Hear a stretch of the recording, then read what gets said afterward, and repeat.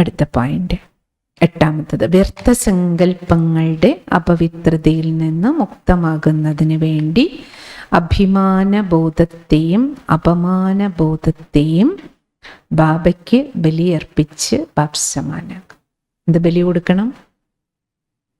രാഖിയല്ലേ? ബാബ എപ്പോഴും പറയില്ലേ, ലൗകിക ലോകത്തിലെ ബലി രാഖി കെട്ടിയ എന്തെങ്കിലും ഗിഫ്റ്റ് കൊടുക്കും. ബാബ എന്താ പറയുക? നിങ്ങൾ എനിക്ക് ബലിയർപ്പിക്കേണ്ടത് എന്താണ്? ബാബയ്ക്ക് ഗിഫ്റ്റ് എന്താ വേണ്ടത്? അഭിമാനബോധം, അപമാനബോധം. രണ്ടും അറിയാമല്ലോ. എന്താണ് അഭിമാനം?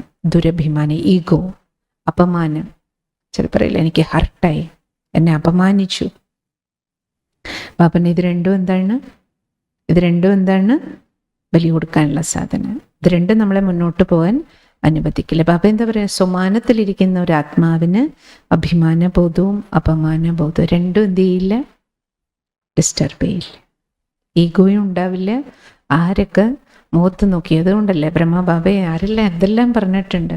ബാബയുടെ ഇത്രയും പവിത്രമായ വ്യക്തിത്വം, മുഴുവൻ വിശ്വത്തിൻ്റെ മംഗളത്തിനായി കുടുംബത്തെ പോലും ബലിയർപ്പിച്ച ബാബ, തൻ്റെ സർവസ്വവും ബലിയർപ്പിച്ച ബാബ, തൻ്റെ ശരീരവും ജീവിതവും സർവസ്വവും സമർപ്പിച്ച ബാബ. പക്ഷെ എന്നിട്ട് ബാബയ്ക്ക് സമൂഹം അല്ല, ഇവൻ ബാബ കൈകൊണ്ട് വളർത്തിയെടുത്ത മക്കളെ പോലും ബാബ എന്തെല്ലാം അപമാനിച്ചിട്ടുണ്ട്. പക്ഷേ ബാബയെ ഒന്നും ടച്ച് ചെയ്തിട്ടില്ല. ബാബ ആത്മാക്കൾക്ക് വേണ്ടി എന്ത് ചെയ്തു? കൊല്ലാൻ ചെയ്യുന്ന ആളോട് ബാബ എന്താ വിളിച്ചത്? എങ്ങനെയാ? മധുരമായ കുട്ടി. ലോകത്തിൽ ആർക്കാ വിളിക്കാൻ പറ്റുമെന്ന് ആലോചിച്ച് നോക്കും. മധുരമായ കുട്ടി.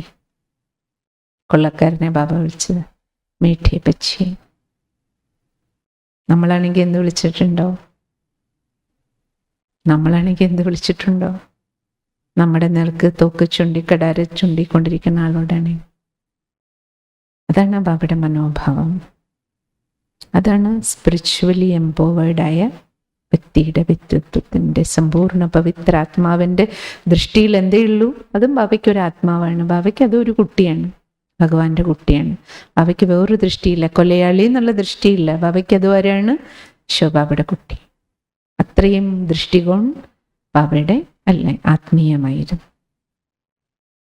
ക്ലിയറായില്ലേ? അപമാനം, അഭിമാനം വലിയ രണ്ട് വാക്കുകളാണ്. ബാബ എപ്പോഴും പറഞ്ഞു തരുന്നതാണ്. അഭിമാനം വരുന്നത് ഞാൻ.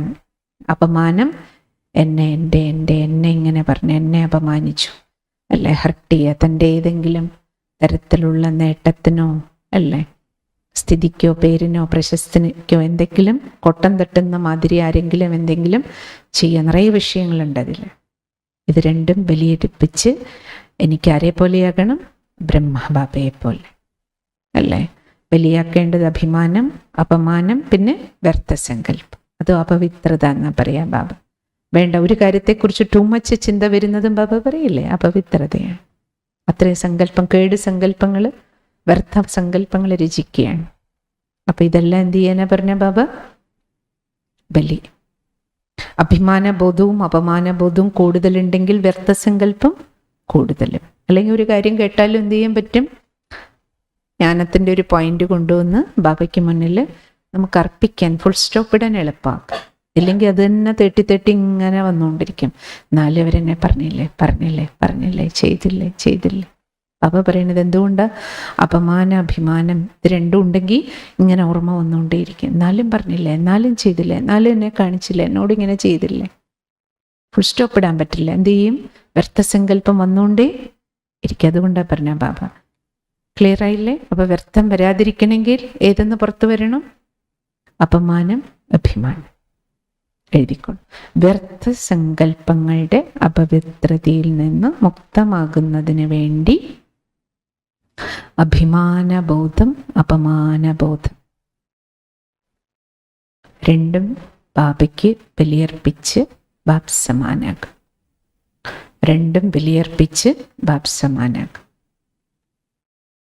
ബലിയർപ്പിച്ച് ബാബയ്ക്ക് സമാനാകും.